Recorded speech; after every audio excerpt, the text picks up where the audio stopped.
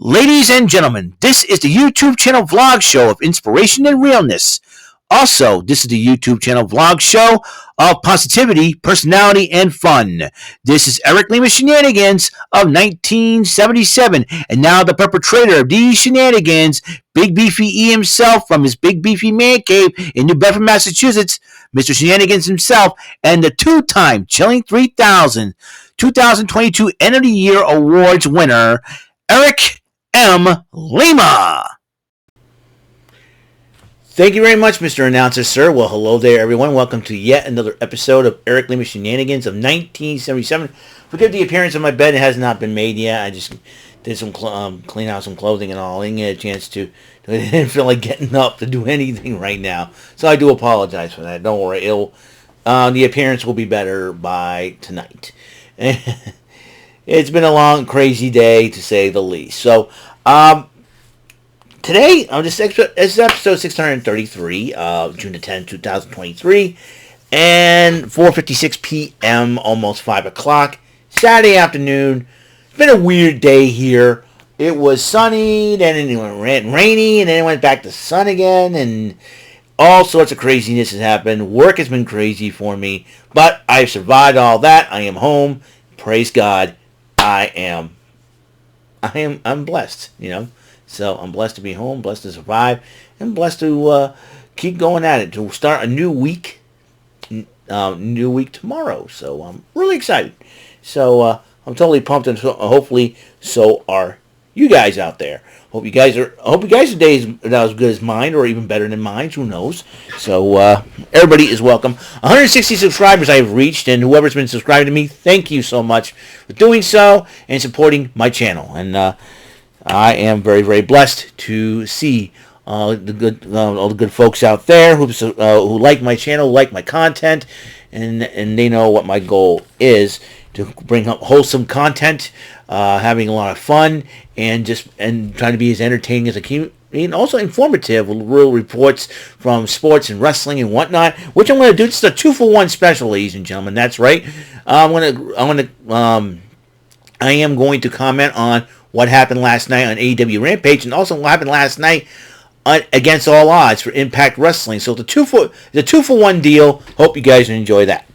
Hope you guys look forward to it. And we're going to start with a trios matchup. Lucha Brothers and Bandito took on the Firm team of Ethan Page, Lee Moriarty, and Big Bill.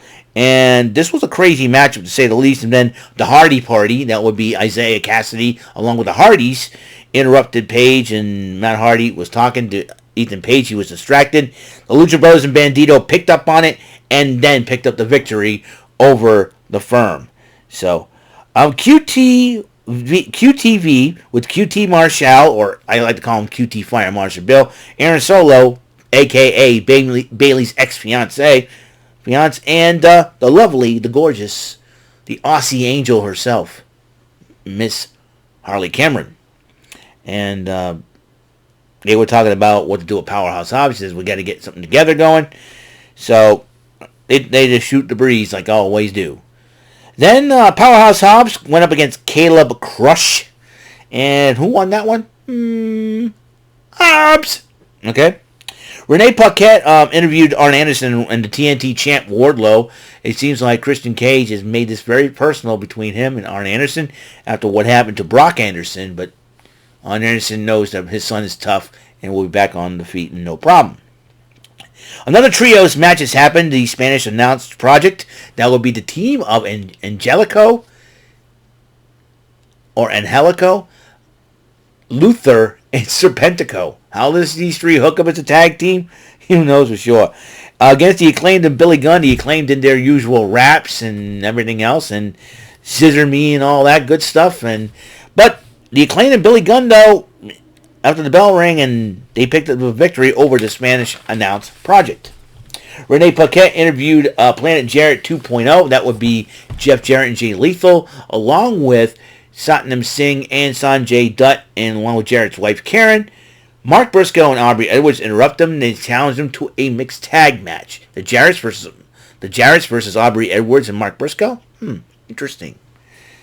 We'll see if that makes.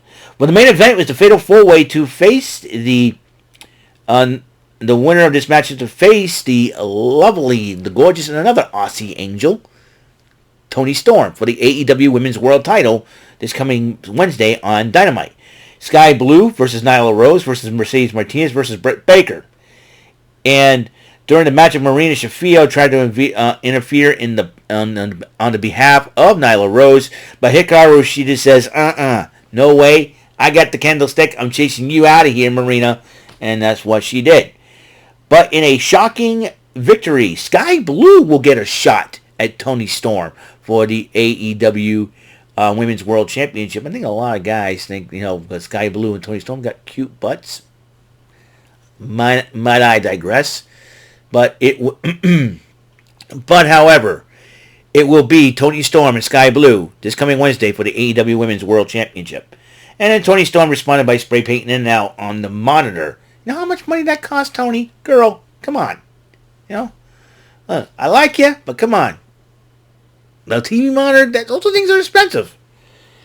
I wouldn't let you do that to my TV. Might I digress? I got a good TV, smart TV. Anyways, so that's it for AEW Dynamite. But we're not over yet. We're going to try to go over what happened on Impact Against All Odds last night. One-on-one match, Nevaeh makes her return to the ring as she takes into Impact as she took on Kylan King. And then King ended up winning the matchup. OVE, well, they got their guy. So Madman Fulton did a promo on Design claiming they'll beat him. And then for this is a countdown to Against All Odds. Santino Marella joins on commentary as the Digimedia title was on the line. Joe Hendry versus Dirty Dango. And Hendry decided to play a little mind games with Dirty Dango before the match, playing the Divas Reader. I didn't know Dango was trying to pick up Summer Rae at Eva Marie. I think Dango's a moron because he didn't know that Eva Marie's already married. Moron. And Summer Rae probably doesn't like him. But in the end, however, Joe Hendry's mind games did help him retain his title against Dirty Dango. So Joe Hendry, say his name and he appears. I believe in Joe Hendry. That guy's funny. Well, here comes the main card for Against All Odds. Kicked off with a good matchup between Frankie Kazarian and Eddie Edwards. And during the matchup, Alicia Edwards, also a fellow New Bedford, Massachusetts native, and I've seen her wrestle a few times at the Whalen City Festival over the years, was ejected from ringside when she tried to help her husband cheat to win the match. But she got caught, ejected. Frankie Kazarian did win in the end. Jimmy Jacobs interviewed Nick Aldis, Heath, Bully Ray, and Jonathan Gresham. And Aldis, Heath, and Gresham talking about trusting each other. We're going to go out there, but then it's a fatal four-way. Everything's off, and then Bully Ray's like, oh, we always trust stuff. Bully Ray's got a bad attitude. And it comes back to bite him in the rear end. Trust me on that one. The Impact Tag Team titles are on the line. ABC versus the Good Hands. ABC, that's Ace and Bay Club. Ace Austin and Chris Bay, part of the Bullet Club. Against the Good Hands, Jason Hotch and John Schuyler with Brian Myers. And despite Brian Myers and Good Hands addresses the Columbus crowd, dissing them and all that. Was that John Schuyler calling it a porta potty of a town? That's mean. But in the end, though, those loudmouths got themselves beat by ABC. 1, 2, sweet! Anyways. And Gia Miller interviewed Trinity and Deonna Purrazzo. They said, we're on the same page. Then after we win the match, we'll worry about Slammiversary. And then a dog collar match of Killer Kelly and against Masa Slamovich. And Masa Slamovich used the dog collar chain and hit the snowplow on Killer Kelly to pick up the victory. Meanwhile, Gia Miller interviewed Morrissey and Machine Guns. Both of them have an opportunity. Chris Sabin has an opportunity to be a 9-time X Division champion, while Alex Shelley is trying to be an Impact World Champion for the very first time. He says, we're ready. Time talk's over. In fact, the action starts right now. And in fact, the X Division title was on the line. Trey Miguel versus Chris Sabin. Ladies and gentlemen, we got a new X Division champion in Chris Sabin. 9 times. Congratulations to Chris Sabin. And then the 8-4-1 match. Now, this is an interesting concept. I'll tell you how the rules go. It'll start off in an 8-man tag team match of 4 teammates on each team. Winning team faces each other in a fatal four-way. Whoever wins that will be the number one contender. And so on one team was Moose with Swan, Mike Bailey, and PCO versus Bully Ray, Nick Aldis, Heath, and Jonathan Gresham. And Jonathan Gresham won the match for his team. And that means Bully Ray versus Jonathan Gresham, Nick Aldis, and Heath. And at one time, Nick Aldis, Jonathan Gresham, and Heath were stomping the crap out of Bully Ray. But Bully Ray's night just got worse. Scott D'Amore returns, confronts Bully Ray. Bully Ray's telling him to hit him and said nothing. And then when Bully Ray turned around, whammo! That's right. Scott D'Amore whacked Bully Ray with a steel chair. And Nick Aldis ended up picking up the victory and will be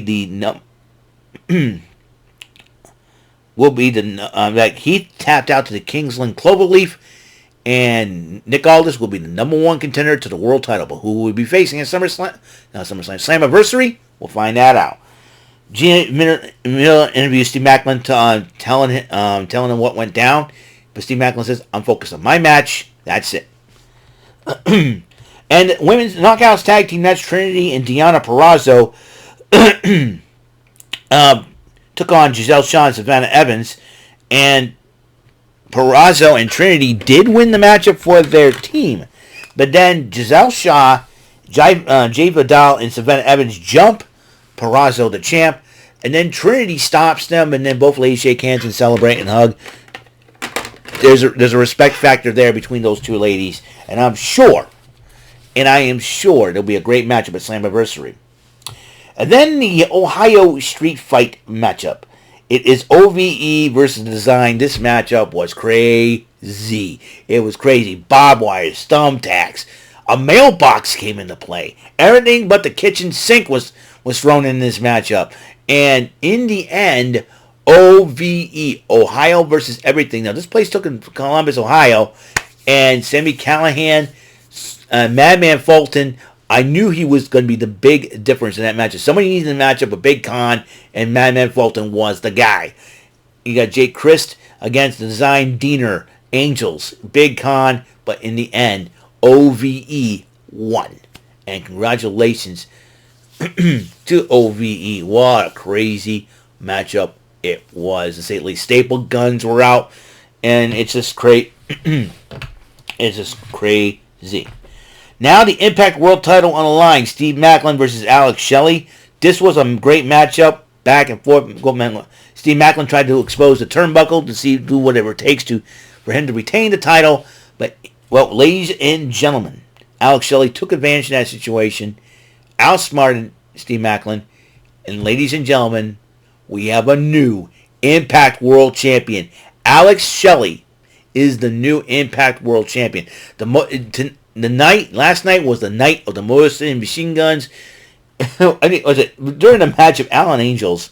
What the heck is he thinking? He says, "Go Michigan!" Boo!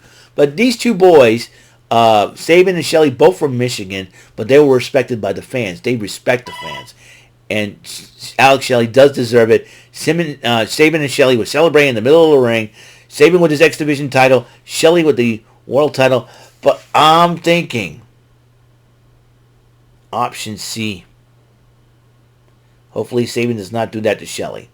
I'm sure Alex Shelley, I'm sure Chris Sabin will want Alex Shelley to enjoy this moment. But he's already got Nick Aldis waiting in the wings. So at Slammiversary right now, Alex Shelley defends his title against Nick Aldis. So we have a new Impact World Champion. So congratulations to the Motor City Machine Guns. They have accomplished it all. So that is it. That's all the time we have on this episode 633 of Eric Lima Shenanigans in 1977. I've yet to play a Shenanigan Arcade, but like I said, I can play it at any day of the week.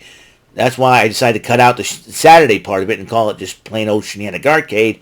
That way, I'm going to try to figure out what game I want to play. But until then, I'll figure everything out. So that's all for today's show. For today's episode. Until the next episode comes rolling around, Mr. Announcer, take us home. That is all for today's episode of the show. This is Mr. Lima speaking for Eric Lima Shenanigans of 1977. A Big Beefy E, do it for Bob Saget production. And in association with A Sweet Bowl for Raving Dingleberries Telepictures and Distribution. Thank you for watching another great episode of Eric Lima Shenanigans of 1977. Until the next episode, goodbye for now.